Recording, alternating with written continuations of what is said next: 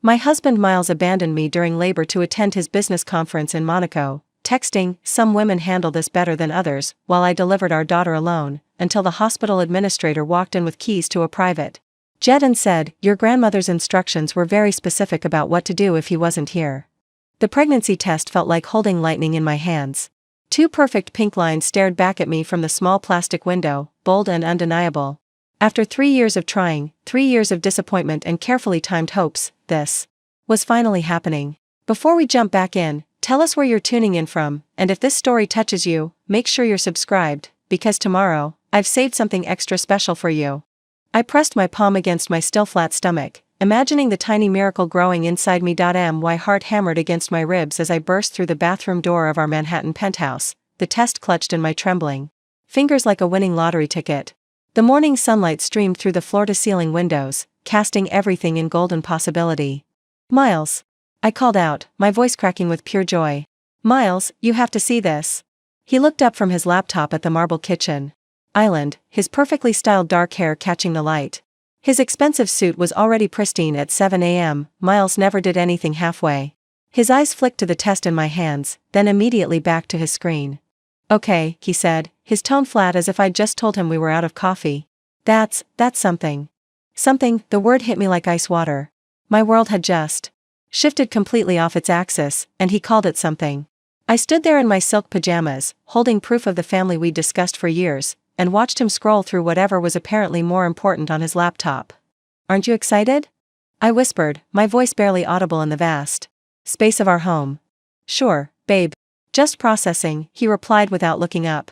"You know I've got the Singapore presentation today. Big client." That night, I lay awake planning our announcement. Maybe we could hire a photographer for one of those cute reveal photos with tiny baby shoes. Or perhaps a dinner party where we'd surprise both our families simultaneously. I imagined the squeals of delight from my sister Ellen, the congratulatory embraces, the immediate planning for baby showers and nursery colors. Sleep came fitfully, filled with dreams of tiny fingers and first steps, of Miles reading bedtime stories and teaching our child to ride a bike. Dreams that felt more vivid and real than his reaction had been. The first doctor's appointment arrived like Christmas morning in my mind. I'd taken the entire afternoon off from my marketing firm, bought a special leather-bound notebook to record everything Dr. Rodriguez would tell us, and even packed Miles's favorite energy bars knowing he got irritable when his blood sugar dropped. I'd sent him 3 reminder texts throughout the week. I'd put it in his digital calendar with alerts. I'd mentioned it over dinner just the night before. He never showed up. I sat in that sterile waiting room surrounded by glowing couples holding hands, checking my phone obsessively for his inevitable excuse.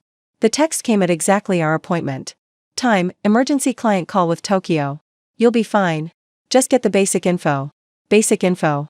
About our first child. Our miracle after years of trying. The nurse called my name, Eloise Garrett. And I walked into that examination room alone. Dr. Rodriguez smiled warmly as she squirted cold gel on my stomach, but her eyes kept darting to the empty chair beside me. "Where's Dad today?" she asked gently, her voice carrying the practiced neutrality of someone who'd seen this before. "Business emergency," I lied, the words tasting bitter in my mouth. "You know how it is." But I didn't know how it was. I didn't understand how a business call could matter more than hearing our baby's heartbeat for the first time. I didn't understand how he could miss this moment we dreamed about for 3 years. The heartbeat filled the room, fast, strong, determined. I stared at the grainy ultrasound image, trying to make out a nose or tiny fingers, and felt tears streaming down my cheeks. This was supposed to be our moment. Instead, I was sharing it with a kind stranger who handed me tissues and pretended not to notice the wedding ring on my finger that felt suddenly heavy and meaningless. "Everything looks perfect," Dr. Rodriguez said, printing out several ultrasound photos. "Baby's measuring right on track for 8 weeks. Heartbeat is strong and healthy." That evening, I showed Miles the ultrasound photos with shaking hands. He glanced at them for maybe 5 seconds before setting them on the kitchen counter next to junk mail and grocery store circulars. "Cool," he said, not looking up from his phone. "Looks like a little blob." "A blob? Our baby. Our miracle. A blob." The doctor said everything looks perfect, I offered, desperate for some connection, some sign that this mattered to him. "That's good," he replied absently, thumb scrolling through what I could see were work emails. "When's the next one?" 2 weeks. February 14th, actually. Valentine's Day. I'd thought that was romantic, poetic even. I might have something that day. The Monaco conference prep is intense right now. Monaco conference. I'd heard about it in passing, some luxury hospitality summit that his company attended annually. It was still months away, but apparently it was already more important than our Valentine's Day ultrasound. The second appointment came and went the same way. Then the third. Each time, Miles had a more elaborate excuse: client presentation in Chicago, emergency board meeting, traffic was impossible due to construction. I stopped asking him to come. The disappointment was becoming too heavy to carry, but the worst part was that I could see what genuine excitement looked like, because Miles showed it to everyone else. When his business partner Carlos announced his wife Camille's pregnancy, just 2 weeks after mine, Miles was the first to congratulate them. He bought them champagne, sent flowers, asked detailed questions about due dates and gender predictions. "That's incredible news," he'd exclaimed, embracing Carlos with genuine enthusiasm. "You guys are going to be amazing parents." I watched from across the restaurant table, my own pregnancy barely showing at 12 weeks, as my husband celebrated someone else's baby with the joy he'd never shown for ours. When Carlos mentioned their first ultrasound appointment, Miles immediately offered to adjust their business meeting schedule to accommodate it. "Family comes first," Miles had said, raising his glass in a toast. Nothing's more important than these moments. Nothing, apparently, except when it came to his own family. His own moments. His own wife, sitting right there, carrying his child, wondering what she'd done wrong to deserve such indifference to the miracle growing inside her. That night, I finally understood that the problem wasn't my timing, my approach, or my expectations. The problem was that Miles simply didn't care. The excuses became an art form. Miles had perfected the language of corporate urgency, wielding phrases like client emergency and board directive like shields against any inconvenient family obligations. By my 16th week, I'd learned to expect his absence rather than hope for his presence. "The Singapore expansion requires my full attention right now," he explained when I mentioned our upcoming anatomy scan, the appointment where we'd finally learn if we were having a boy or girl. "You understand how important this deal is for our future, right? For the baby's future?"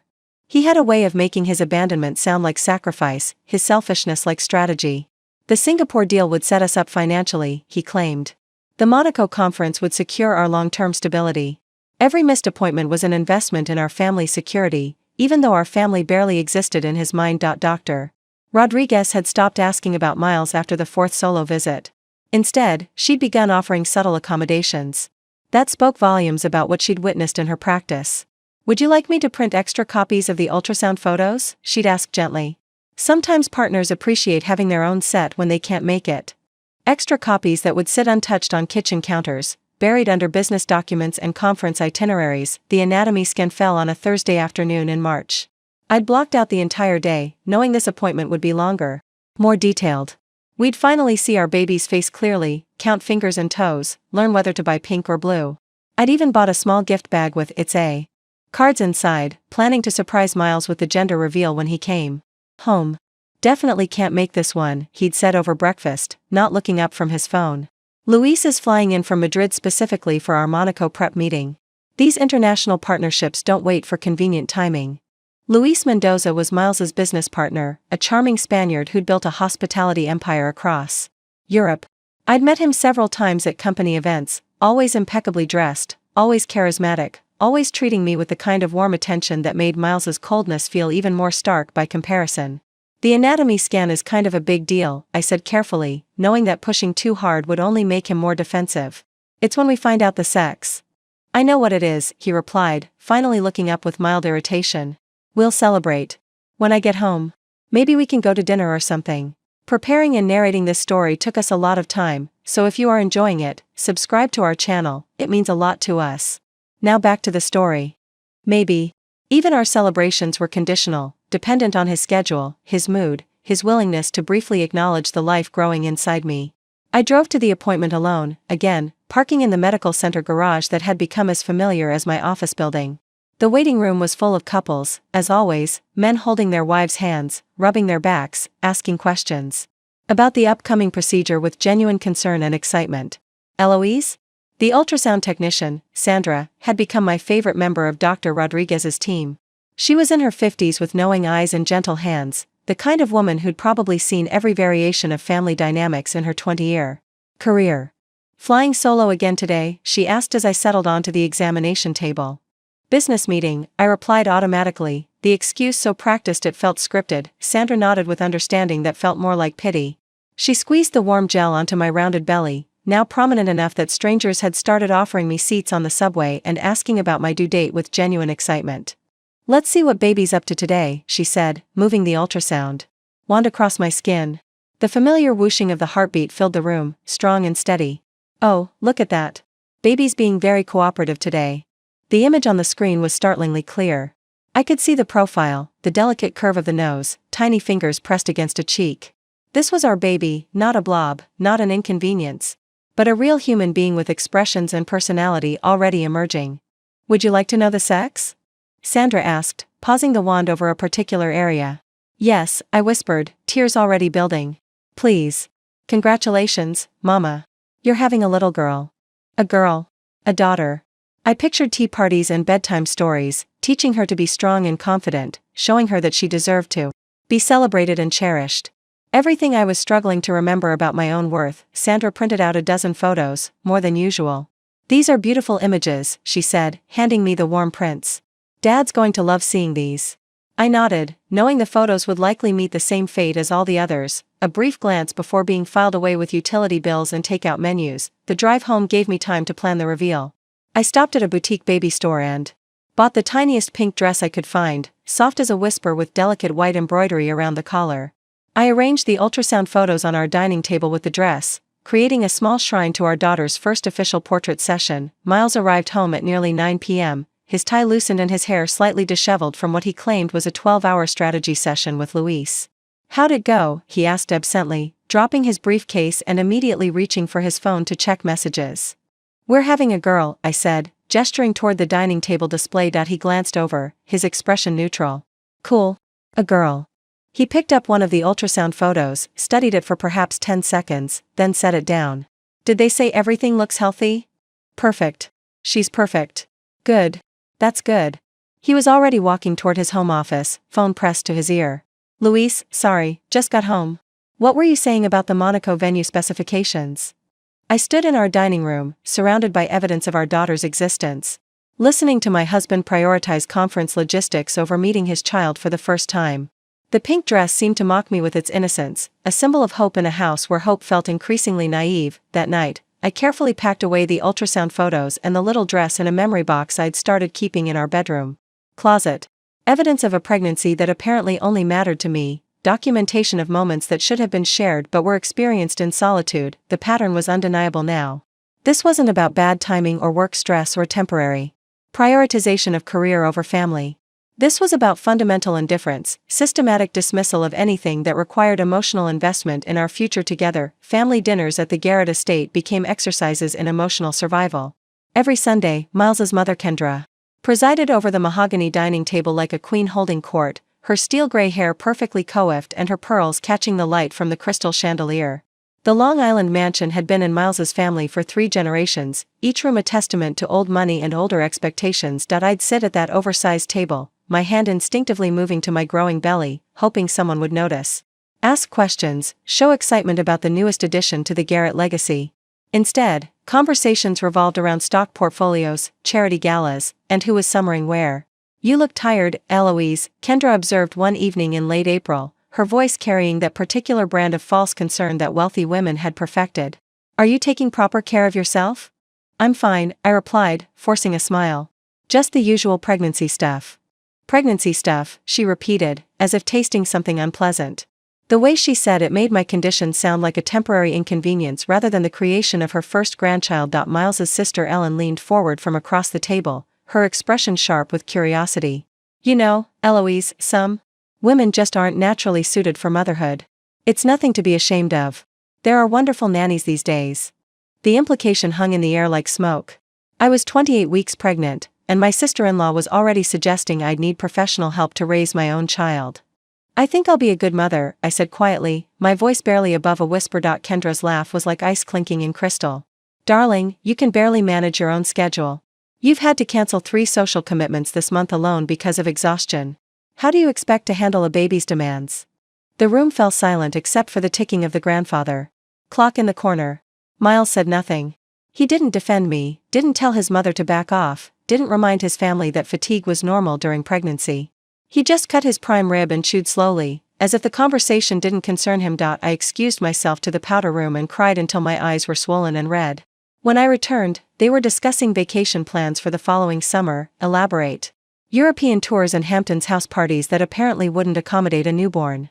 We're thinking of renting the villa in Tuscany again, Ellen was saying. The one with the infinity pool. Of course, it's adults only, but I'm sure you two understand. Adults only. As if my daughter would be some kind of disruption to their carefully curated lifestyle. The worst part was watching Miles with other people's children. At Carlos and Camille's baby shower in May, he transformed into this amazing uncle figure. He arrived with an armload of expensive gifts, a hand-carved rocking horse from Italy, organic cotton blankets that cost more than most people's weekly salary. This is incredible, Miles, Carlos said, examining the rocking horse with genuine awe. You didn't have to do this. Are you kidding? Miles replied, his face lighting up with enthusiasm I never saw at home. This little guy deserves the best. I can't wait to teach him to play tennis at the club. I watched from across the room as Miles knelt down to Camille's level, placing his hands gently on her belly to feel the baby kick. His expression was tender, patient, completely engaged in the moment. He's going to be a heartbreaker, Miles said, grinning as the baby moved under his touch. Just like his dad. Camille beamed, her hands covering Miles's as they felt her son's movements together. We're so lucky to have you both as his godparents. Godparents. Miles had agreed to be godfather to Carlos's baby while barely acknowledging his own child's existence. Later that evening, I brought up the contrast as gently as possible. You seemed really excited about Carlos and Camille's baby today. Well, yeah, Miles replied, loosening his tie. It's a big deal. They've been trying for years. We tried for 3 years too, I reminded him. He paused, his shirt halfway unbuttoned. That's different. How is it different? It just is, Eloise. Don't make everything about you. Don't make everything about you. As if wanting my husband to show enthusiasm for our own child was somehow selfish, the nursery remained untouched well into my 3rd trimester. Our spare bedroom still looked like a showroom for expensive furniture that no one used, a cream leather chaise lounge, built-in bookshelves filled with coffee table books about architecture and wine. Miles had promised we'd start shopping for baby furniture after the Monaco conference was finalized. There's plenty of time, he'd say whenever I brought up cribs or changing tables. The conference is taking up all my mental bandwidth right now. Once Monaco is settled, we can focus on baby stuff. Monaco had become the excuse for everything. Why he couldn't attend childbirth classes. Why he couldn't help me research pediatricians. Why he couldn't even discuss potential names for our daughter. I've been thinking about Isabella, I mentioned. One evening over dinner. It was my grandmother's name.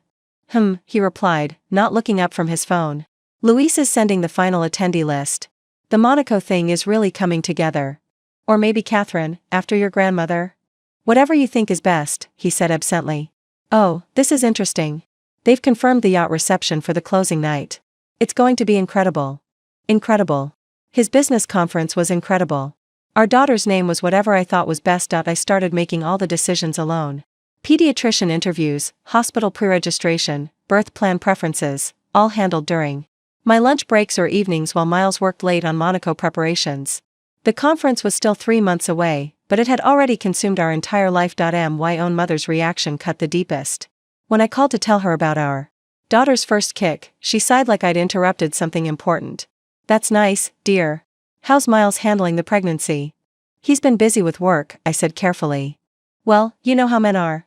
They don't really connect until the baby arrives. Your father was the same way. But I remembered my father being excited about my birth. I'd seen the photos of him in the delivery room, tears in his eyes as he held me for the first time. I'd heard the stories of how he'd painted my nursery himself, reading pregnancy books and talking to my mother's belly every night. Miles didn't even acknowledge that I had a belly unless someone else mentioned it first. The isolation was suffocating. I'd scroll through social media, watching other pregnant women surrounded by supportive families, elaborate baby showers, partners who seemed genuinely excited about becoming fathers. The contrast made my chest ache with a loneliness so profound. It felt like drowning, but I had no idea that the drowning had only just begun. The revelation of what genuine care looked like came in fragments, each one making Miles's indifference more glaring and deliberate. It started with Edward, the doorman at our Manhattan building, who'd worked there for 15 years and treated every resident like family. Mrs. Garrett, he called out one morning in June as I struggled with grocery bags and my unwieldy 32-week belly. Let me help you with those. Edward immediately took the bags, his weathered face creased with concern. You shouldn't be carrying heavy things like this. Where's Mr. Garrett? Business trip, I said automatically, though Miles was actually upstairs in his office, on yet another Monaco planning call with Luis. Well, that's no good, Edward said, shaking his head as he pressed the elevator button for me. My Maria was pregnant with our youngest last year, and I didn't let her carry so much as a purse. You call me next time you need groceries brought up, okay? That's what I'm here for. In the elevator, I found myself blinking back tears. Edward, who barely knew me beyond polite hallway greetings, showed more concern for my well-being than my own husband had in months. The contrast became impossible to ignore at Carlos and Camille's gender reveal party the following weekend. Their backyard was transformed into a pink and blue wonderland, with balloons and banners and a dessert table that looked like something from a magazine. But what struck me wasn't the elaborate decorations, it was watching Carlos hover around Camille like a protective guardian angel. Honey, you've been on your feet too long, he said, guiding her to a cushioned chair. Let me get you some water. Did you take your prenatal vitamin this morning? Camille laughed, but not in a way that suggested annoyance. Carlos, I'm fine. Stop fussing. I'll stop fussing when our son is 18 and moved out, he replied, pressing a kiss to her forehead. Maybe not even then. I watched Miles observe this interaction with what appeared to be amusement rather than recognition. He didn't see a model for how he should be treating me. He saw Carlos being overly dramatic about a normal biological process. When the moment came to reveal the baby's gender, Carlos had tears in his eyes as he and Camille cut into the cake together, revealing blue frosting inside. It's a boy! Carlos shouted, lifting Camille off the ground and spinning her carefully, both of them laughing and crying simultaneously. We're having a son. The entire party erupted in cheers. Carlos immediately called his parents in Mexico, speaking rapid Spanish while Camille wiped happy tears from her cheeks. Luis pulled out his phone to record a congratulations video to send to Carlos's extended family in Madrid. This calls for champagne, Miles announced, raising his glass high. To Carlos and Camille, and to baby Mendoza. I stood in that backyard, holding my own belly where our daughter kicked regularly now, watching my husband toast another couple's pregnancy with enthusiasm he'd never shown for his own. The irony was so sharp it felt like a physical pain. Later, as we helped clean up, I overheard Carlos talking to Luis about nursery preparations. I've already started painting, Carlos said, his voice bright with excitement. Camille picked this perfect shade of sage green. Very calming, she says. Good for the baby's development. And you're taking paternity leave? Luis asked. 6 weeks, minimum. Maybe more if I can swing it. These first months are so important, you know? I don't want to miss anything. 6 weeks. Carlos was planning to take 6 weeks off work to bond with his newborn son. Miles hadn't even taken 6 hours off work to attend our ultrasound appointments. The drive home was quiet until Miles finally spoke. Nice party. Carlos is really going all out for this baby thing. It's not a thing, I said quietly. It's his child. You know what I mean. The whole production. Gender reveal parties, nursery themes, paternity leave. When we were kids, fathers didn't get so involved in all the baby stuff. Your father wasn't involved? Miles shrugged. He provided for us. Made sure we had everything we needed. That's what fathers do. Provide. As if love could be measured in bank deposits and trust funds. The most painful contrast came during a dinner party at Kendra's house 2 weeks later. Ellen's friends were there with their families, and the conversation inevitably turned to children and grandchildren. I listened to these women, all from Miles's social circle, talk about their sons and sons-in-law with glowing pride. David was at every single appointment. Ellen's friend Margaret was saying about her daughter's husband. He even took notes during the childbirth classes. Said he wanted to be the best birth partner possible. Oh, that's nothing, another woman chimed in. My son-in-law installed a special app on his phone to track contractions. He was more prepared than the doctors. The women laughed, but it was warm laughter, full of appreciation for men who stepped up during pregnancy. I glanced at Miles, who was checking his phone under the table, probably reading messages from Luis about yacht bookings and conference schedules. What about you, Eloise? Margaret asked kindly. Is Miles excited about becoming a father? The question hung in the air like a challenge. Every face turned toward me, waiting for the expected glow of marital bliss and shared excitement. He's been very focused on work lately, I managed, the diplomatic answer that revealed nothing and everything simultaneously. Kendra's smile was sharp enough to cut glass. Miles has always been ambitious. Some women find that threatening. The implication was clear. If I felt neglected, it was my own insecurity, not his neglect. If I wanted more attention during pregnancy, I was being needy rather than reasonable. That night, lying in bed while Miles worked late in his office, again, I finally understood the true scope of what I was missing. It wasn't just about missed appointments or dismissive comments. It was about the fundamental absence of partnership during the most vulnerable time of my life. Other women had men who researched cribs and argued with insurance companies about coverage. They had partners who massaged their feet and assembled baby gear with enthusiasm. They had husbands who saw pregnancy as a shared experience rather than an inconvenience to be managed around work schedules. I had Miles, who was already mentally in Monaco while I grew our daughter alone in Manhattan. The contrast was so stark it felt like living in two different realities, one where pregnancy was celebrated and supported, and another where it was tolerated at best, ignored at worst. I was about to discover which reality would define our daughter's birth. The broader circle of abandonment revealed itself slowly, like poison seeping through water.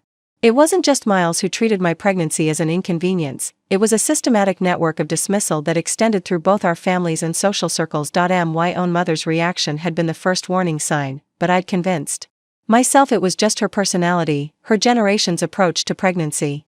Eleanor Blackwood had always been more concerned with appearances than emotions, more focused on social standing than maternal warmth. When I called to share our 20-week ultrasound photos, her response was predictably lukewarm. "That's lovely, dear. How's Miles handling all the changes?" The changes. As if pregnancy was something that happened to him rather than me. "He's been busy with the Monaco conference preparations," I said, testing the waters of honesty. "Well, men need their work, Eloise. Don't be one of those wives who makes pregnancy all about attention-seeking. It's not attractive." Attention-seeking. Wanting my husband present for our child's major milestones was attention-seeking. "Mom, I just thought you'd want to see the ultrasound pictures." "Of course, dear. Mail them to me when you have a chance. I'm late for my bridge game." She hung up before I could mention that we were having a girl, that her first grandchild would be a daughter who might inherit her eyes or her laugh. The ultrasound photos sat on my desk for weeks before I finally put them in an envelope, wondering if she'd even open it. Ellen, Miles's sister, proved to be equally dismissive but in a more calculated way. During a lunch at her country club in July, she made her position crystal clear while picking at a Cobb salad that cost more than most people's grocery budget. "You know, Eloise, pregnancy really doesn't suit everyone," she said, her voice carrying that particular brand of cruelty that wealthy women disguised as concern. "Some women glow, and others just look tired." I was 34 weeks pregnant, swollen and uncomfortable, but I'd made an effort to dress nicely for our lunch. Apparently, it wasn't enough. "I think that's normal," I replied carefully. "Growing a human being is exhausting." Ellen's laugh was crystalline and cold. "Oh, please. Our grandmother had 6 children and never complained once. She ran a household, managed staff, hosted dinner parties right up until delivery. This modern obsession with treating pregnancy like an illness is so dramatic." The comparison stung because it was deliberately unfair. Ellen's grandmother had lived in an era of full-time domestic help and different social expectations. She'd also lived in an era when women's feelings about pregnancy weren't particularly relevant. "I'm not treating it like an illness," I said quietly. "I just think it's reasonable to expect some support from family." "Support," Ellen repeated, as if the word itself was suspicious. "What kind of support do you need that Miles isn't already providing? You have a beautiful home, financial security, excellent healthcare. What more could you possibly want?" "Emotional connection. Physical presence. Basic human empathy." But I couldn't say that without sounding like the dramatic, needy woman they'd already decided I was. The pattern extended to Miles's business circle as well. Luis and his wife Carmen had been friends with us for years, but when I mentioned feeling isolated during pregnancy, Carmen's response was telling. "Oh, Eloise, you're being too sensitive," she said during a couple's dinner in August. "Men handle these things differently." Luis was exactly the same during my pregnancies, completely focused on work. "It's how they show love, by providing security." But I'd watched Luis during Carmen's pregnancies. I'd seen the photos from their children's births, Luis holding newborns with tears in his eyes. I'd heard the stories of him taking time off work for every important appointment. Carmen was rewriting history to make Miles's behavior seem normal. "Did Luis miss any of your ultrasounds?" I asked directly. Carmen paused, her fork halfway to her mouth. "Well, no, but that's different. His work schedule was more flexible then." Different. Everything was always different when it came to explaining away Miles's behavior. Even my close friend from college, Jennifer, seemed to have absorbed the narrative that I was being unreasonable. When I confided in her during a phone call about feeling alone in my pregnancy, her response was disappointing but not surprising. Maybe you're putting too much pressure on Miles, she suggested. Some men just aren't comfortable with the pregnancy phase. He'll probably be amazing once the baby's actually here. But I need him to be amazing now, I said, my voice breaking slightly. I need him to care about this pregnancy, about our daughter, about what I'm going through. I know, sweetie, but maybe you need to meet him where he is instead of where you want him to be. Meet him where he is. In a place where his wife's pregnancy was an inconvenience to be endured rather than a miracle to be celebrated. The isolation became complete when even medical professionals began to notice and comment on my situation. During a routine appointment. At 36 weeks, Dr. Rodriguez finally addressed the elephant in the examination room. Eloise, I have to ask, do you have anyone who can be your birth partner? Someone reliable who can advocate for you during labor? The question caught me off guard. My husband will be there. Dr. Rodriguez's expression was carefully neutral. Will he? I've been practicing obstetrics for 20 years, and in my experience, partners who aren't present during pregnancy often struggle with the intensity of labor and delivery. What do you mean? Labor can last many hours. It requires patience, emotional support, physical assistance. It's not something you can just show up for without preparation or investment. She wasn't directly criticizing Miles, but the implication was clear. She'd seen this pattern before, and it rarely ended well for the laboring mother. Maybe you should consider having a backup person, she continued gently. A sister, a friend, your mother? Someone who's been invested in this pregnancy. From the beginning? I thought about my options. Ellen, who'd spent months undermining my confidence? My mother, who treated pregnancy like an attention-seeking phase. Carmen, who thought men showing up was optional. There was only one person who'd consistently shown genuine care and excitement about my pregnancy, my college roommate Camille, not Carlos's wife, but my friend from Northwestern who'd moved to Boston after graduation. She'd called every week to check on me, sent care packages when morning sickness was brutal, remembered every appointment date and always asked for updates. I'll think about it, I told Dr. Rodriguez, but I was already planning the phone call. That evening, while Miles worked late on final Monaco preparations, the conference was now just 6 weeks away, I called Camille. Of course I'll be your birth partner, she said without hesitation. I was hoping you'd ask. I already requested time off work just in case. Just in case. She'd been preparing to support me without even being asked, while my own husband couldn't be bothered to mark my due date on his calendar. Thank you, I whispered, tears flowing freely for the first time in weeks.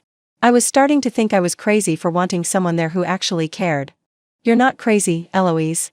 You deserve to have people fighting for you, especially during something this important. For the first time in months, I felt less alone.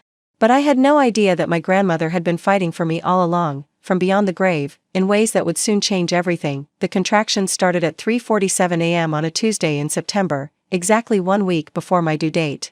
I'd been lying in bed listening to Miles's steady breathing, my hand resting on my tight belly, when the first wave hit, a deep, radiating pain that wrapped around my lower back like a steel band tightening. I lay still for several minutes, timing the sensation, wondering if this was finally it or just another false alarm. The second contraction came 18 minutes later, stronger and more insistent. By the third one, I knew our daughter had decided it was time to make her entrance. Miles, I whispered, gently shaking his shoulder. I think I'm in labor. He stirred slightly, mumbling something incoherent before rolling away from me. The digital clock on his nightstand glowed 4:23 a.m. in harsh red numbers. Miles, I said louder, another contraction building. The contractions are getting regular. We need to start timing them. He cracked one eye open, squinting at me in the darkness. Are you sure? First babies usually take forever. Can't this wait until morning? Can't this wait until morning? As if our daughter's birth was something that could be rescheduled for a more convenient time. Labor doesn't wait for convenient timing, I said, my voice strained as another wave peaked. Dr. Rodriguez said to come to the hospital when contractions are 5 minutes apart for an hour. Miles sat up slowly, running his hands through his hair. What time is it? Almost 4:30. Shit, he muttered, reaching for his phone. The screen illuminated his face as he scrolled through messages. Luis was supposed to call at 6 about the final Monaco arrangements. The conference is in 3 days, Eloise. 3 days. 3 days. Our daughter was trying to be born, and he was worried about a business conference happening on another continent. I got up and began the slow walk to the bathroom, breathing through another contraction that felt like it was trying to split me in half. When I returned, Miles was on his phone, speaking in hushed tones to someone who clearly wasn't medical personnel. Yeah, I know we were supposed to finalize the yacht catering today, he was saying. But Eloise is having some labor pains, so I might be delayed. Some labor pains. Like I had a mild headache rather than the beginning of childbirth. By 6 a.m., the contractions were coming every 7 minutes and lasting nearly a minute each. I'd called Dr. Rodriguez's after-hours line, and the nurse had confirmed that we should head to the hospital soon. I'd also called Camille, who was already packing her bag in Boston for the drive down. I'll be there in 4 hours, she promised. Maybe less if traffic cooperates. You've got this, honey. Miles, meanwhile, was in his home office having increasingly agitated phone conversations about conference logistics. Through the wall, I could hear fragments of his discussions, something about VIP transportation from the Monaco airport, last-minute changes to the welcome dinner menu, concerns about weather affecting the closing ceremony yacht party. When another strong contraction doubled me over in our hallway, I called out to him. Miles, we really need to go to the hospital now. 5 more minutes, he called back. I'm trying to sort out this disaster with the Monaco venue. The original ballroom double-booked us. 5 more minutes. Our daughter wasn't going to wait for him to resolve catering conflicts in Monaco. I started gathering my hospital bag alone, moving slowly between contractions, double-checking that I had everything Dr. Rodriguez recommended. Phone charger, comfortable going-home outfit, receiving blankets for the baby. Miles's voice carried from his office, animated and urgent as he discussed wine selections and seating arrangements for people who weren't his wife or daughter. At 7:15 a.m., I stood in the doorway of his office, hospital bag in hand, breathing through a contraction. That made me grip the doorframe for support. Miles, I'm calling a car. The contractions are 5 minutes apart. He looked up from his laptop, his expression torn between irritation and mild concern. Right now? Can't you wait until I finish this call? Luis is freaking out about the Monaco setup. Our daughter is coming whether Luis is freaking out or not. Miles sighed, the sound of a man being asked to make an unreasonable sacrifice. Fine. Let me just send this email about the transportation schedule. While he typed furiously, I called the car service myself. 20 minutes, they promised. I used the time to send a group text to our families, in labor. Heading to Presbyterian Hospital. Baby coming today. The responses came quickly, but not the ones I'd hoped for. Ellen, how exciting. At the spa today, but we'll try to stop by later. Kendra, wonderful news. Unfortunately, I'm flying to Martha's Vineyard this afternoon. But we'll visit when I return. My mother, that's nice, dear. I have book club tonight, but maybe tomorrow. Even Carlos, who'd been so excited about his own baby, sent a brief message, congrats. In Monaco for the conference prep. Give Miles my best. Monaco conference prep.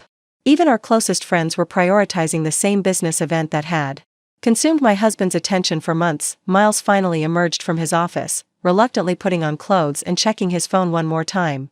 I guess we should go, he said, as if we were heading to a dentist appointment rather than the birth of our first child. The car arrived, and as we drove through Manhattan's morning traffic toward the hospital, Miles spent the entire journey on speakerphone with Luis, discussing backup plans for Monaco venue problems. I sat in the back seat, breathing through contractions every 4 minutes now, listening to my husband prioritize everything except the miracle that was about to happen. Presbyterian Hospital's maternity ward smelled like disinfectant and new beginnings. I was wheeled into labor and delivery room 314 at 8:42 a.m., the contractions now coming every 3 minutes with an intensity that made my vision blur around the edges. The nurse, Patricia, a woman in her 50s with kind eyes and efficient hands, immediately began setting up monitors and checking my progress. How are we doing, Mama? She asked, helping me into the hospital gown. First baby? Yes, I managed between contractions. She's coming fast. Patricia's eyes automatically scanned the room, taking inventory of who was present for support. Miles stood near the window, phone pressed to his ear, his voice low but urgent as he continued coordinating Monaco conference details. And Dad's here, I see, Patricia said diplomatically. Any other family coming? My friend Camille is driving down from Boston. She should be here in a few hours. Miles ended his call and approached the bed with obvious reluctance. How long is this going to take? I have a really important conference call at 11 with the Monaco venue coordinator. Patricia's expression remained carefully neutral, but I caught the slight tightening around her eyes. In 20 years of labor and delivery nursing, she'd probably seen every variation of unsupportive partner behavior. Labor with first babies can take anywhere from 8 to 20 hours, she said matter-of-factly. Sometimes longer. There's no way to predict exactly. 20 hours? Miles looked genuinely horrified. But I'm supposed to fly to Monaco tomorrow morning. The conference starts Thursday. Supposed to fly to Monaco. While I was in labor with his daughter. Dr. Rodriguez arrived at 9:30 for her examination, her warm presence immediately making the sterile room feel more manageable. 4 centimeters dilated, she announced after checking my progress. Baby's definitely coming today. How are you feeling, Eloise? Scared, I admitted, reaching for Miles's hand during another contraction. But ready. Miles's hand was limp in mine, distracted. His phone had been buzzing constantly with messages, and I could see him fighting the urge to check it during my contraction. The pain is normal, Dr. Rodriguez assured me. Your body knows what to do. The most important thing is having good support. She glanced meaningfully at Miles, who was already pulling his phone from his pocket as soon as my contraction ended. Luis, I need to call you back, Miles said, stepping toward the hallway. Yeah, she's in labor, but it's going to take all day apparently. She's in labor. Not my wife or, we're having our baby. Just she's in labor, like I was a stranger. Experiencing an inconvenient medical event. By 11 a.m., the contractions were overwhelming. Each wave felt like being split apart from the inside, and I found myself gripping the bed rails and making sounds I didn't know I was capable of. Miles had moved to the chair in the corner, laptop open, working on what he claimed were urgent Monaco presentations. Miles, I gasped during a particularly brutal contraction, can you help me breathe through this? He looked up briefly from his screen. You're doing fine. Just breathe like they taught us in those classes. Those classes? The childbirth preparation sessions I'd attended alone while he worked late on Monaco planning. Patricia returned to check on me, her movements gentle but her expression increasingly concerned as she observed the dynamic in the room. Honey, is there anyone else you can call? She asked quietly while adjusting my for. Someone who could provide more hands-on support? Before I could answer, my phone rang. Camille's name appeared on the screen. I'm stuck in traffic outside the city, she said when I answered. There's been an accident on I-95. I'm maybe 2 hours away still. How are you doing? It hurts, I whispered, tears starting to flow. It really hurts, and I don't think I can do this. Yes, you can, Camille said firmly. You're the strongest person I know. Is Miles helping? I glanced over at my husband, who was now on a video call with what appeared to be the entire Monaco Conference Planning Committee, discussing seating charts for the opening gala. He's here, I said carefully. Camille understood immediately. I'm going to drive as fast as I safely can. You hold on, okay? Don't let anyone make you feel like you're going through this alone. But I was going through it alone. Despite being in a room with my husband, despite being surrounded by medical professionals, I felt utterly isolated as another contraction built to its crushing peak. At 1 p.m., Dr. Rodriguez returned to find me sobbing through contractions while Miles participated in what sounded like a heated conference call about yacht reservations. 6 centimeters, she announced after her examination. We're making good progress. But Eloise, your stress levels are concerning me. Labor goes better when you feel supported and calm. She looked directly at Miles, who had finally ended his call. Dad, I need you to put the phone away now. Your wife needs your full attention. Miles shifted uncomfortably. It's just that I have this conference in Monaco, and there are some last-minute issues. There will always be last-minute issues, Dr. Rodriguez interrupted, her voice carrying the authority of someone who'd seen too many fathers miss the most important moments of their lives. This is happening once. Your daughter is being born today. I know that, Miles said defensively. But I can't just abandon my professional responsibilities. Abandon his professional responsibilities. While he was literally abandoning his family. Responsibilities. Another contraction hit, stronger than any before, and I heard myself cry out in a way that filled the room with urgency. Patricia immediately moved to my side, coaching me through the breathing, while Dr. Rodriguez monitored the baby's heartbeat. Miles, meanwhile, stepped into the hallway to take yet another call. When the contraction passed, I was left gasping and alone again, staring at the empty chair where my husband should have been, listening to his muffled voice through the door as he discussed conference logistics while I labored to bring his daughter into the world. The final hour of labor blurred together in a haze of pain so intense it felt like being turned inside out. By 3 p.m., I was fully dilated and ready to push, my body taking over with an ancient rhythm that required every ounce of strength I possessed. Dr. Rodriguez positioned herself at the foot of the bed while Patricia held one of my hands, becoming the anchor I desperately needed. Okay, Eloise, with the next contraction, I want you to push like you're having the biggest bowel movement of your life, Dr. Rodriguez instructed. Long, sustained pressure. I nodded, gathering what remained of my energy. Through the observation window, I could see Miles in the hallway, still on his phone, gesturing animatedly as he spoke. Even now, even during the moment our daughter would enter the world, He was somewhere else entirely. The contraction built like a tsunami, and I bore down with everything I had, feeling our baby move lower, closer to meeting us. Patricia wiped my forehead with a cool cloth. That's it, honey. She's coming. I can see her head. She's coming. Our daughter was almost here, and her father was discussing catering menus in a hospital hallway. Miles. I called out between contractions, my voice hoarse from hours of labor. She's coming now. He held up one finger through the window, the universal signal for, just one more minute, and continued his conversation. Dr. Rodriguez's expression hardened. Patricia, can you please get the father in here? His daughter is about to be born. Patricia left my side and returned moments later, shaking her head. He said he's on an important call about some emergency in Monaco. Something about a cancelled venue. A cancelled venue. While his daughter was being born, another contraction seized me, and this time I could feel everything changing, my body opening completely as our baby moved through the birth canal. The sensation was overwhelming, pain and pressure and the strangest feeling of completion, like a puzzle piece sliding into place. I can see her head. Dr. Rodriguez announced. Dark hair, just like Mom. One more push, Eloise. I looked toward the window where Miles still stood with his back to us, completely absorbed in his conference crisis. This was it, the moment we'd waited for, planned for, dreamed about, and he was missing it for a business meeting. The final contraction built with the force of a freight train, and I pushed with every muscle in my body, feeling our daughter slip into the world at 3:47 p.m. on September 15th. Her cry filled the room immediately, strong, healthy, indignant at being displaced from her warm home. She's here. Patricia exclaimed, tears in her eyes. She's perfect. Dr. Rodriguez placed our daughter on my chest, this tiny, slippery miracle covered in vernix and blood, her eyes squeezed shut as she announced her arrival to anyone who would listen. I looked down at her wrinkled face, her impossibly small fingers, her shock of dark hair, and felt my heart break and heal simultaneously. She was beautiful. She was healthy. She was mine, but the delivery room, which should have been filled with celebration and excited phone calls and partners crying with joy, contained only the medical staff, one exhausted mother, and the muffled sound of business negotiations through a closed door. What's her name? Patricia asked gently, helping to clean our daughter while she lay on my chest. I looked toward the hallway where Miles was still gesturing emphatically, his priorities crystal clear. Isabella. I whispered, choosing the name I'd mentioned months ago that he'd never responded to. Isabella Rose Garrett. Isabella Rose. A perfect name for a perfect baby whose father was too busy to witness her birth. Dr. Rodriguez clamped and cut the umbilical cord, officially separating Isabella from the body that had grown her for 9 months.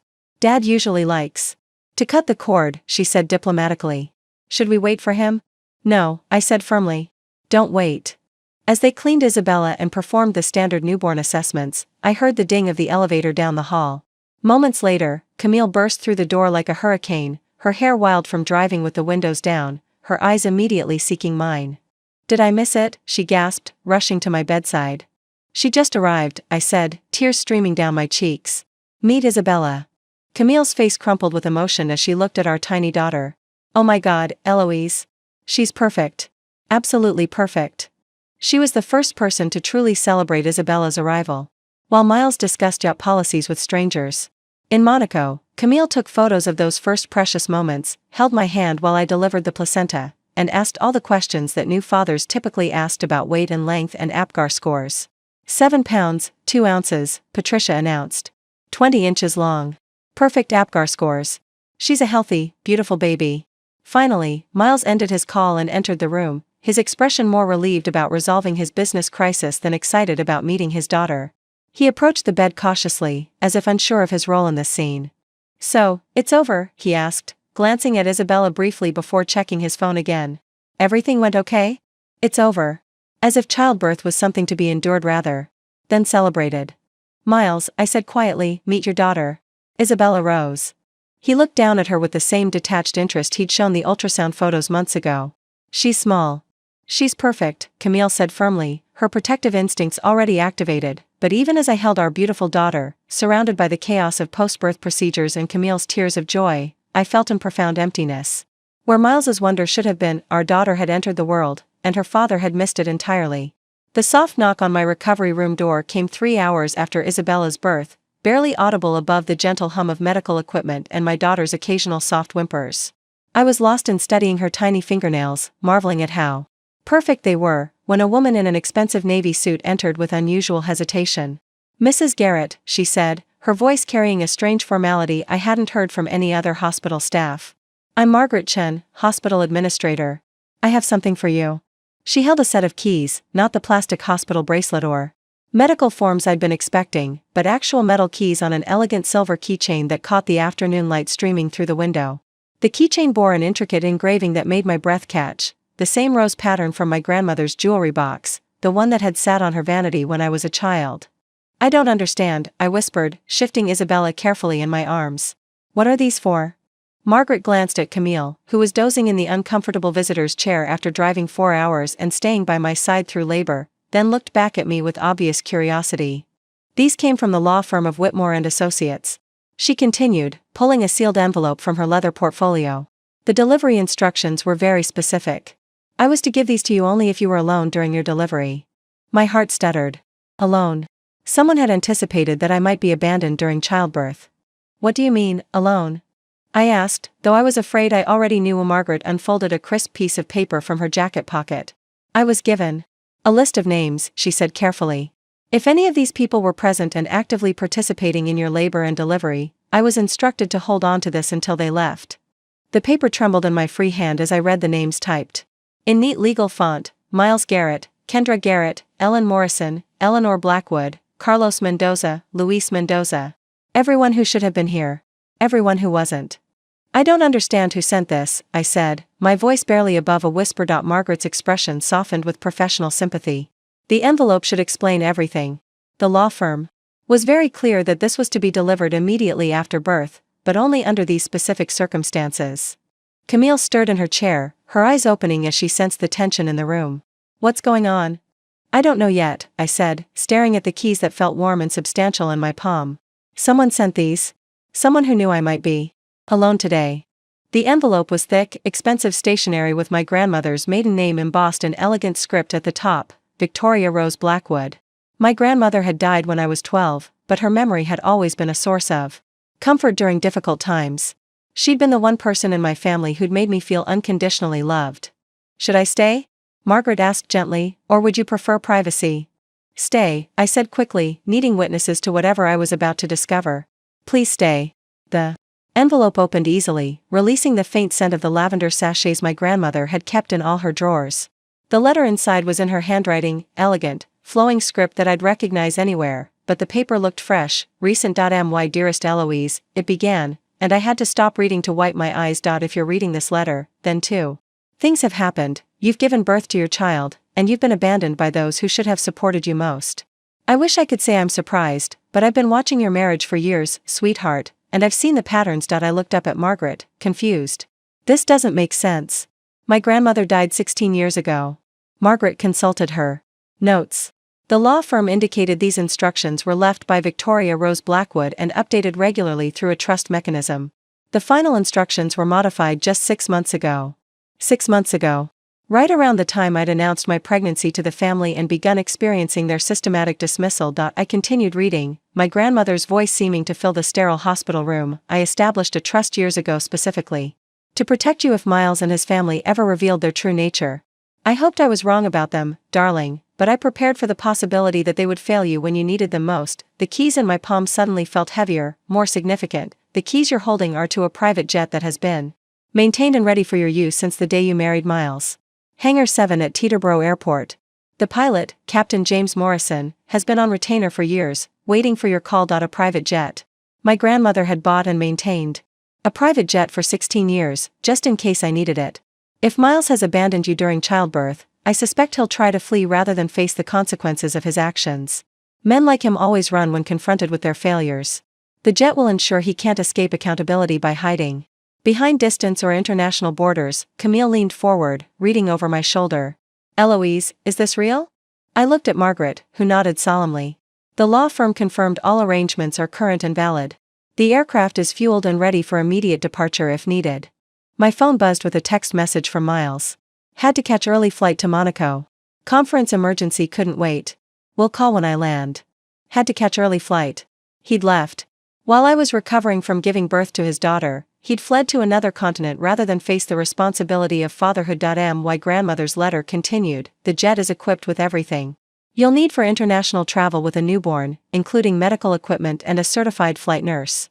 Captain Morrison has clearance to land at any airport worldwide and has been briefed on potential destinations where accountability tends to be more immediate. I stared at the keys, then at Isabella sleeping peacefully in my arms, then at the text message confirming my grandmother's prediction had been exactly right. Miles thought he could escape to Monaco and avoid the consequences of abandoning his family. He had no idea that his wife now held the keys to reach him anywhere in the world. Margaret excused herself to give us privacy, leaving behind a business card for the law firm and instructions to call when I was ready to discuss next steps.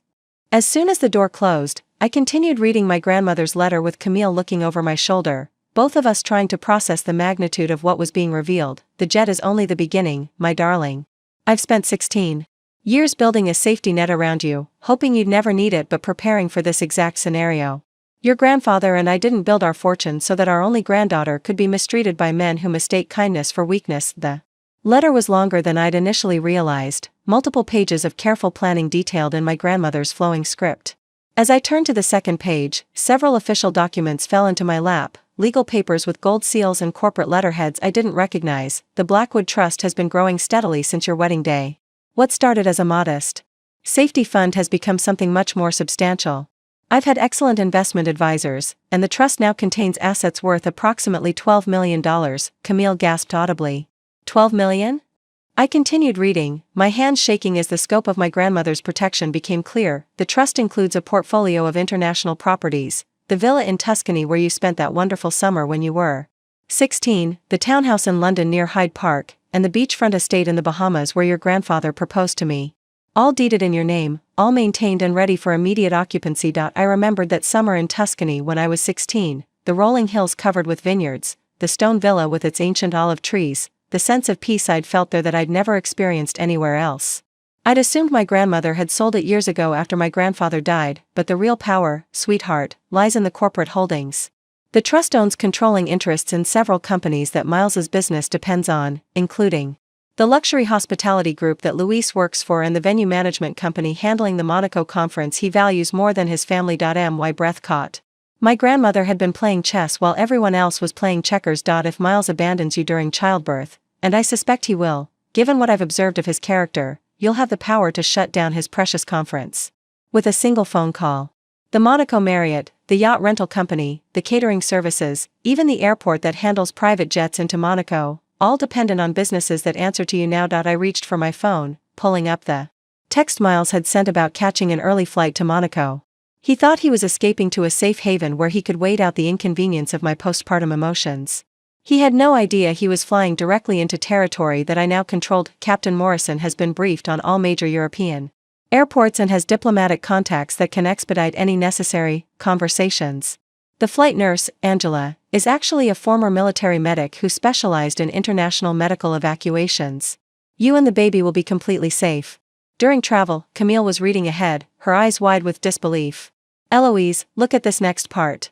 The documentation packet includes power of attorney forms that activate immediately upon Miles's abandonment, giving you full control over all marital assets, business partnerships, and investment accounts. I had the best lawyers in 3 countries. Structure this to be absolutely airtight. The legal papers in my lap suddenly made sense. They weren't just random documents, but a carefully orchestrated transfer of power that had been triggered the moment Miles chose his conference over his daughter's birth. I've also taken the liberty of documenting his patterns of emotional abandonment. The private investigator I hired has been quietly recording his choices for months: missed appointments, dismissive communications, clear evidence that his neglect has been systematic rather than circumstantial. She hired a private investigator? Camille whispered. I flipped to the next page, which contained a summary of surveillance findings that made my chest tighten with validation and grief. Timestamps of every missed appointment, photos of Miles at business dinners while I sat alone at prenatal classes, even recordings of phone conversations where he complained to Luis about my drama and neediness during pregnancy. The investigators' report will be particularly useful if Miles attempts to claim parental rights later while having abandoned his responsibilities during your most vulnerable time. Family courts take a dim view of fathers who prioritize business travel over childbirth. My grandmother had thought of everything. While I'd been doubting my own perceptions and questioning whether I was being too demanding, she'd been collecting Evidence that my abandonment was real, systematic, and legally significant. The final component of your protection, darling, is the most important. You now have choices. You can go to Monaco and confront him directly, forcing him to face the consequences of his actions in front of his precious business colleagues. You can exercise your corporate authority and shut down his conference entirely. Or you can simply disappear with your daughter to any of your properties worldwide and build a new life without him. I looked down at Isabella, who was sleeping peacefully against my chest, unaware that her life had just changed completely. Her father thought he'd abandoned us to powerlessness, but my grandmother had spent 16 years ensuring the opposite. Whatever you choose, know that you are not alone, you are not powerless, and you are not dependent on people who have proven themselves unworthy of your love. You are my granddaughter, Eloise Rose, and you are stronger than they could ever imagine. The letter was signed with the same flourish I remembered from birthday cards and Christmas gifts, followed by a phone number and the words, "Call Captain Morrison when you're ready to fly." The hospital room door swung open with theatrical timing just as I was calling Captain Morrison to confirm the jet's readiness. Ellen appeared first, her designer heels clicking against the linoleum floor, carrying an enormous bouquet of white roses that probably cost more than most people's car payments. Behind her came Kendra, resplendent in a cream-colored Chanel suit, her expression carefully arranged into what she imagined looked like grandmotherly concern. "Darling," Ellen exclaimed, her voice pitched at the perfect volume to suggest deep emotion while maintaining her social polish. "We came as soon as we could. The traffic from the Hamptons was absolutely impossible." I glanced at the clock on the wall, 8:47 p.m. Isabella had been born over 5 hours ago. The birth certificate lay completed on my bedside table, with only my signature in the parent section, the father line conspicuously blank. "Traffic," I repeated flatly, my voice carrying none of the warmth they expected. The keys to the private jet felt solid and empowering in my palm, hidden beneath Isabella's receiving blanket. Kendra approached with her practiced grandmother smile, the one she'd probably been rehearsing since receiving my text about labor. "Oh, my precious granddaughter," she cooed, reaching toward Isabella with perfectly manicured hands. "Let me hold her." "No," I said simply, adjusting my hold on Isabella protectively. Both women froze, confusion flickering across their faces. In their world, new grandmothers had automatic rights to newborn babies, regardless of their behavior during pregnancy. "What do you mean, no?" Kendra asked, her voice carrying the edge of someone unaccustomed to being denied anything. "I mean no. She's sleeping, and I don't want her disturbed." Camille shifted in her chair, fully awake now and watching the interaction with the wariness of someone who'd witnessed my abandonment firsthand. She'd been here for the labor, the delivery, the first precious hours of Isabella's life. She'd earned her place in this room. They hadn't. Ellen rushed forward with her flowers, her expression desperate to reclaim some semblance of family celebration. "These are from the garden at the estate. I thought they'd brighten up this dreary room." The irony wasn't lost on me. Ellen, who'd spent months undermining my confidence about motherhood, was now trying to brighten my recovery room with flowers after missing the most important day of my life. "That's thoughtful," I said without any genuine warmth. "You can put them on the windowsill." "Where's Miles?" Kendra asked, her eyes scanning the room as if he might be hiding behind medical equipment.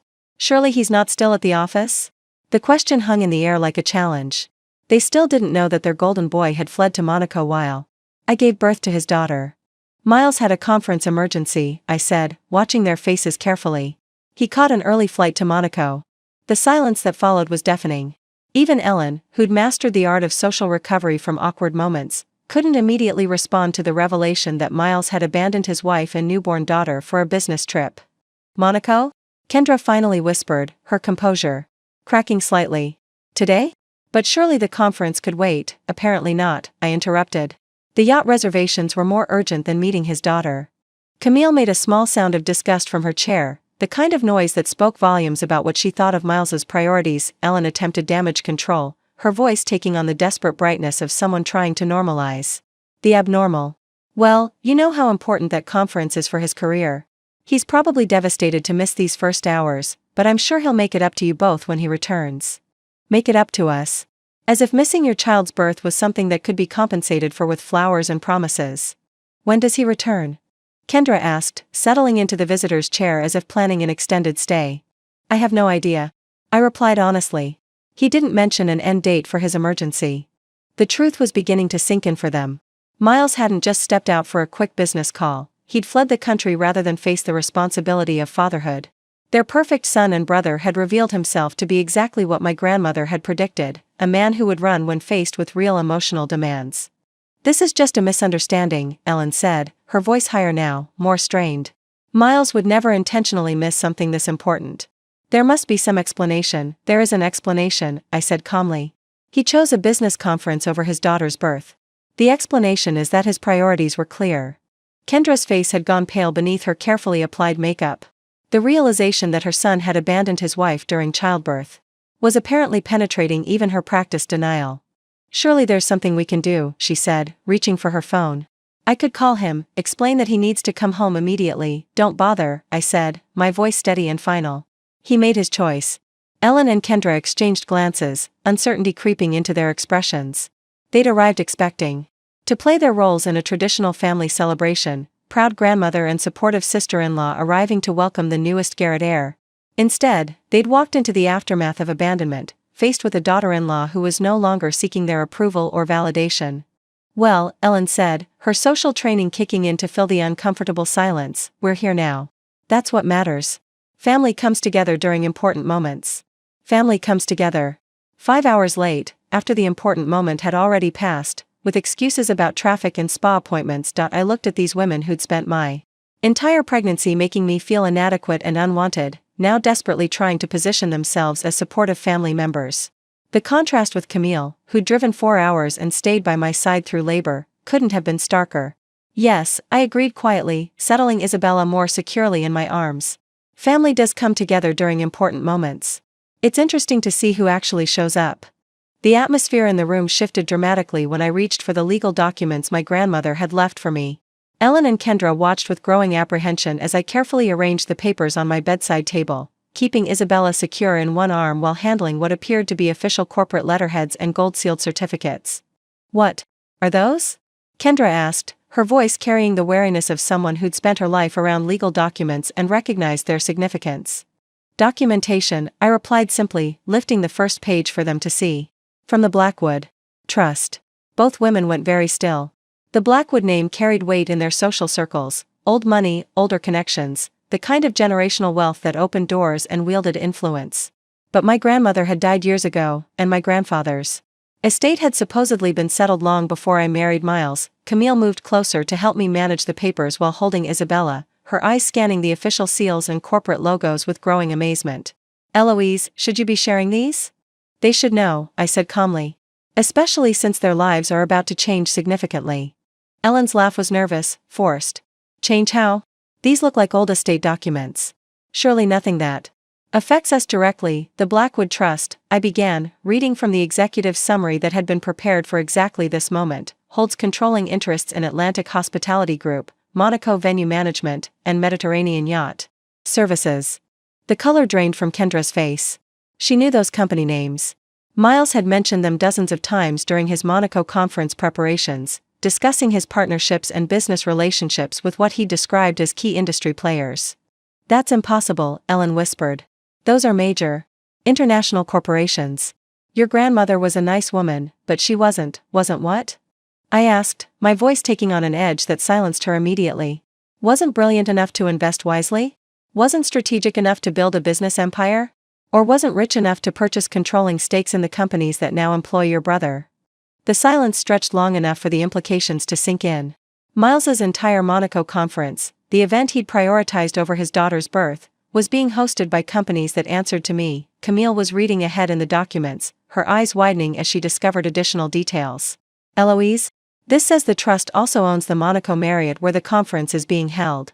"That's correct," I confirmed, turning to the next page. "Along with the private airfield that handles executive jets flying into Monaco." Ellen sank into the visitor's chair, her carefully composed expression crumbling as she processed what this meant. "You could shut down the entire conference." "I could," I agreed, my voice remaining perfectly calm while inside I felt a surge of power that was both terrifying and exhilarating. "In fact, I've already spoken to the hotel manager. Apparently, there were some last-minute concerns about the event insurance coverage." This was partially true. Captain Morrison had confirmed that the jet was ready and had mentioned making some preliminary calls on my behalf, though I hadn't yet decided whether to use the nuclear option of completely canceling Miles's precious conference. Kendra found her voice, though it came out strained and desperate. Surely you wouldn't punish hundreds of business professionals because of a misunderstanding with Miles. A misunderstanding? The word came out sharper than I'd intended, causing Isabella to stir slightly in my arms. Your son abandoned his wife during childbirth to attend a yacht party. What part of that is misunderstood? Ellen leaned forward, her expression shifting into the calculating look she wore during charity board negotiations. What do you want? Money? A formal apology?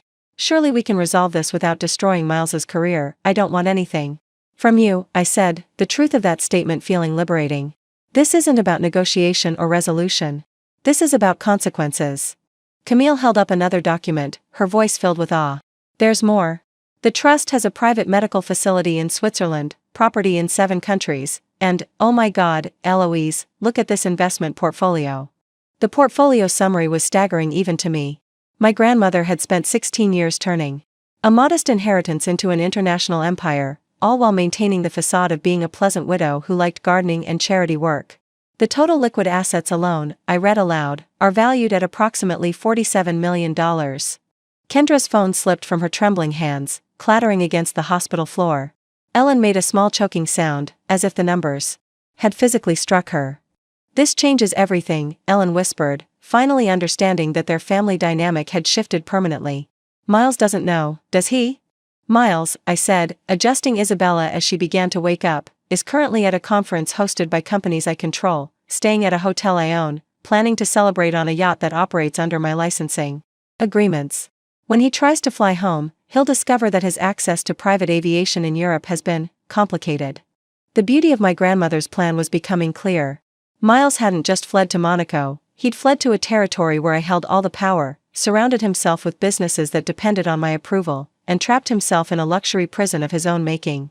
You can't be serious about using this against him, Kendra said, her voice breaking slightly. He's your husband. The father of your child. He's a man who abandoned his family, I corrected gently. The father who chose not to be present for his daughter's birth. The husband who sent a text message instead of showing up for the most important day of our lives.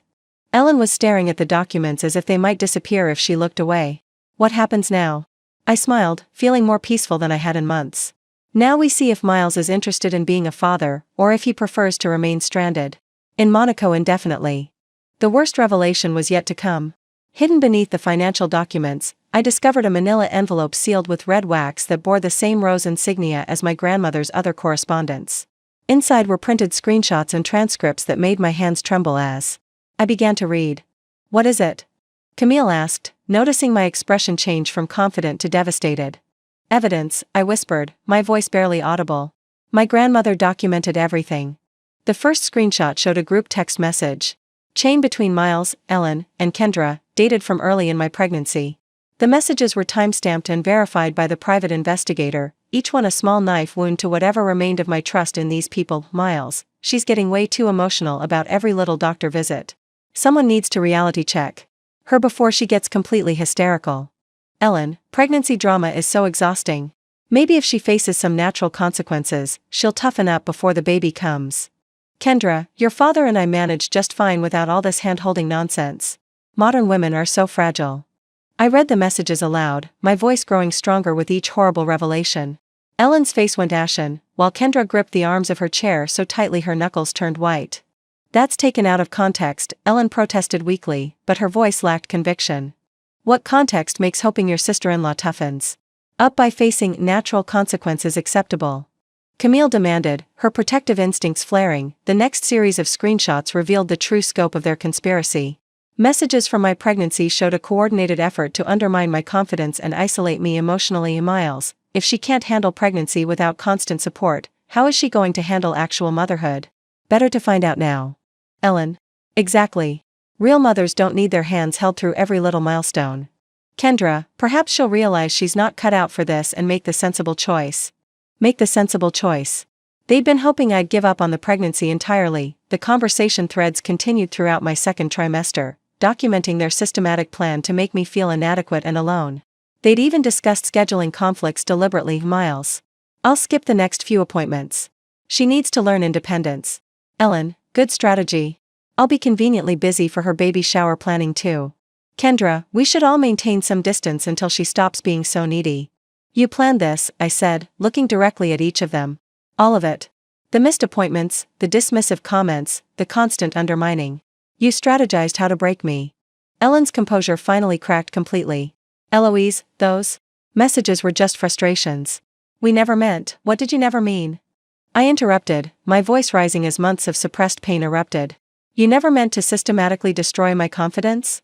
You never meant to coordinate my emotional abandonment? You never meant to hope I'd give up on my pregnancy?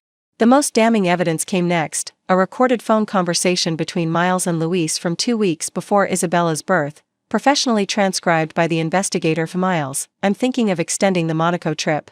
Maybe staying through the weekend after the conference. Louise, what about the baby? Isn't Eloise due around then? Miles, yeah, but first babies are always late. And honestly, I could use some space from all the pregnancy drama. Let her handle the hospital stuff, that's what doctors are for. Louise, are you sure that's wise? Carmen would murder me if I missed one of our children's births. Miles, Carmen's different. She was actually good at being pregnant. Eloise has turned this into a 9-month emotional crisis. Some distance might help her mature.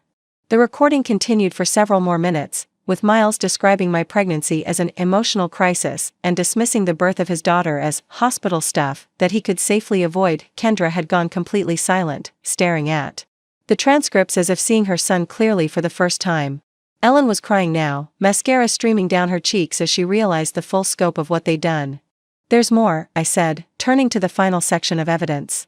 Financial records showing Miles moving money to offshore accounts, apparently preparing for what he called post-baby financial independence, in case I became too expensive to maintain. The bank statements were devastating. While I'd been growing our daughter, Miles had been systematically hiding assets and preparing for what appeared to be an eventual divorce where he'd claim poverty and avoid alimony or child support. He was planning to leave us, I said, the words feeling surreal even as I spoke them. Not just for Monaco. Permanently. He was hoping I'd either miscarry from stress or prove myself so incompetent that he could justify abandoning us both. Camille was reading over my shoulder, her face a mask of fury. This is psychological abuse. Documented, premeditated psychological abuse. The evidence painted a picture of systematic cruelty that went far beyond simple neglect. This had been a calculated campaign to destroy my mental health during the most vulnerable time in my life, with the goal of either eliminating the pregnancy or positioning me as an unfit mother he could abandon without social consequences. You gambled on me breaking, I said, my voice steady now despite the tears streaming down my face. You bet that pregnancy would destroy me, that I'd prove myself unworthy of being a mother, that Miles could escape his responsibilities by pointing to my failures. The room fell silent except for Isabella's soft breathing and Ellen's quiet sobbing. But here's what you didn't count on, I continued, gathering the evidence with steady hands. You didn't count on my grandmother seeing through all of you. You didn't count on me being stronger than your worst expectations. And you definitely didn't count on your cruelty being documented and legally preserved. I looked at each of them in turn, these people who'd systematically tried to break me during the most important months of my life. The evidence is already in the hands of family court attorneys. Miles's parental rights are about to become very complicated. The decision to use the private jet crystallized when my phone rang at 6 a.m. the following morning. Miles's name appeared on the screen, and for a moment I considered letting it go to voicemail. But Camille, who'd stayed overnight in the hospital chair, nodded encouragingly. Answer it, she whispered. Let him dig his own grave. Eloise? Miles's voice was strained, panicked in a way I'd never heard before. What the hell is going on? The hotel just kicked me out. They're saying there's some problem with the conference authorization. Good morning, Miles, I said calmly, adjusting Isabella in my arms as she stirred for her morning feeding. How's Monaco? How's Monaco? Are you serious right now? The entire conference is falling apart. Luis can't reach his venue contacts, the yacht company cancelled our reservations, and now they're saying our corporate accounts have been frozen. Did you do something? The desperation in his voice was almost satisfying. Almost. I gave birth to your daughter yesterday, I said simply. Her name is Isabella Rose. She's healthy and beautiful, in case you were wondering. Silence stretched across the international connection. When Miles finally spoke, his voice was smaller, more uncertain. I know about the baby. I got your text. But this business crisis there is no business crisis, Miles. There's just consequences. What are you talking about? Consequences for what? I looked at Camille, who was recording the conversation on her phone per the advice Captain Morrison had given us during our midnight planning session. Everything needed to be documented now. Consequences for abandoning your wife during childbirth. For choosing a yacht party over meeting your daughter. For spending our entire pregnancy planning how to emotionally destroy me. You're being dramatic. Again, Miles said, but his voice lacked its usual conviction. I didn't abandon anyone. I had legitimate business obligations. Miles, I interrupted, my voice steady and final. I know about the group chats. I know about the recorded conversations with Luis. I know about the offshore accounts. I know about everything. The silence this time lasted nearly a full minute. When he spoke again, his voice was different, calculating, defensive, the tone of someone who'd been caught and was shifting strategies.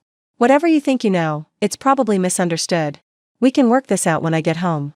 Just fix whatever you did to the conference arrangements. I'm not fixing anything, Miles. But I am coming to Monaco. What? You just had a baby. You can't travel internationally. I have a private jet. Medical staff on board. Isabella and I will be landing at Nice Côte d'Azur Airport in approximately 8 hours. The panic returned to his voice immediately. Eloise, that's insane. You're postpartum, you're emotional, you're not thinking clearly. I'm thinking more clearly than I have in months, I said, standing slowly and walking to the window where I could see the Manhattan skyline in the early morning light. The question is whether you want to have this conversation privately at your hotel, or publicly at the conference you chose over your family. Have what conversation? There's nothing to discuss that can't wait until I'm back in New York. Camille held up a tablet showing flight tracking information. Miles's return ticket was scheduled for Sunday, 3 days away. 3 days he'd planned to spend celebrating his successful conference while I recovered from childbirth alone. Your return ticket is for Sunday, I said. Isabella will be 3 days old by then. You were planning to miss her entire first week of life. That's not. I didn't. The conference schedule was set months ago. Months ago, you knew I was pregnant. You knew when I was due. You chose to schedule a pleasure trip during your daughter's birth week. The conversation was being recorded, documented, added to the growing pile of evidence that would reshape our marriage permanently. But more than that, it was serving as my final test of whether Miles was capable of taking responsibility for his actions. He failed spectacularly. Look, I'll cut the trip short, okay? I'll fly back tonight if it's that important to you. But you need to fix this conference situation immediately. Luis is freaking out, people are flying in from all over Europe, Miles, I said, cutting through his bargaining. I'm not calling to negotiate. I'm calling to inform you that you have 2 choices. You can meet me at your hotel in Monaco to discuss the terms of our future relationship, or you can explain to a family court judge why you abandoned your newborn daughter for a yacht party. Camille was grinning now, giving me thumbs up as I found my voice in a way I never had before. Terms? What terms? Eloise, you're scaring me. This isn't like you.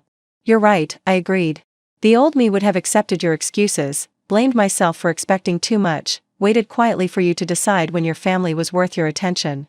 This version of me owns the companies that control your conference, has legal documentation of your systematic emotional abuse, and holds all the financial power you thought you were hiding. The line went quiet except for the sound of Miles's ragged breathing. I'll be in Monaco by evening, I continued. Room 1247 at the Marriott. We'll discuss how you plan to earn the right to know your daughter. I hung up before he could respond, feeling lighter than I had since the pregnancy began. The flight to Monaco in my grandmother's private jet was unlike anything I'd ever experienced. Captain Morrison, a distinguished man in his 60s with silver hair and kind eyes, greeted us at Teterboro Airport with the reverence of someone who'd been waiting years for this moment. Mrs. Garrett, he said, his voice warm with emotion, Mrs. Blackwood would have been so proud to see you using her gift. She always said you had her strength, even when you didn't know it yourself. The aircraft was a Gulfstream G650, its interior designed with cream leather and mahogany accents that somehow managed to feel both luxurious and comforting. But what took my breath away was how thoroughly prepared it was for Isabella and me. A complete mobile nursery had been installed, with a specialized infant seat approved for aviation, a changing station, and enough supplies for weeks of travel. Angela, the flight nurse, was a former military medic who radiated competence and calm.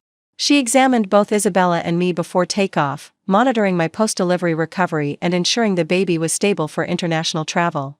Your grandmother thought of everything, Angela said, adjusting Isabella's tiny flight suit, custom-made, with rose embroidery that matched the family insignia. She had me updated on pregnancy medical protocols every year, just in case this day came. During the 8-hour flight, Camille and I processed everything that had happened in the past 24 hours.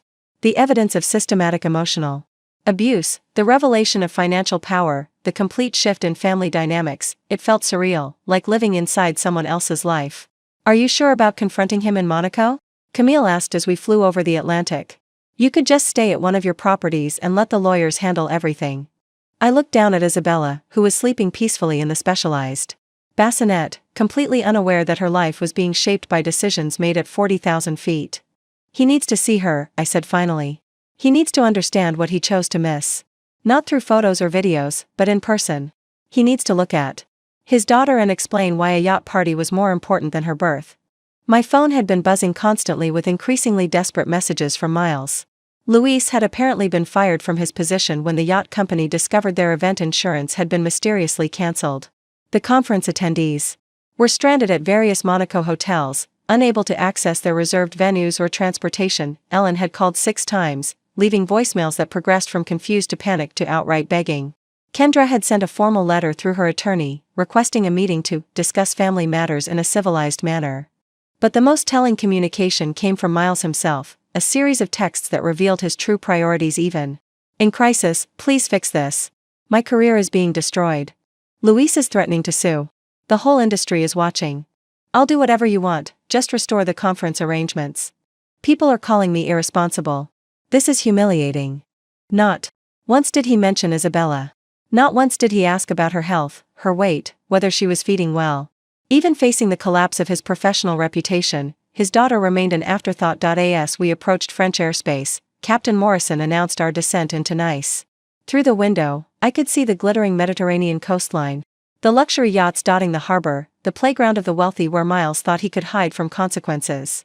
Whatever happens down there, Camille said, squeezing my hand, remember that you hold all the power now. He needs you. You don't need him.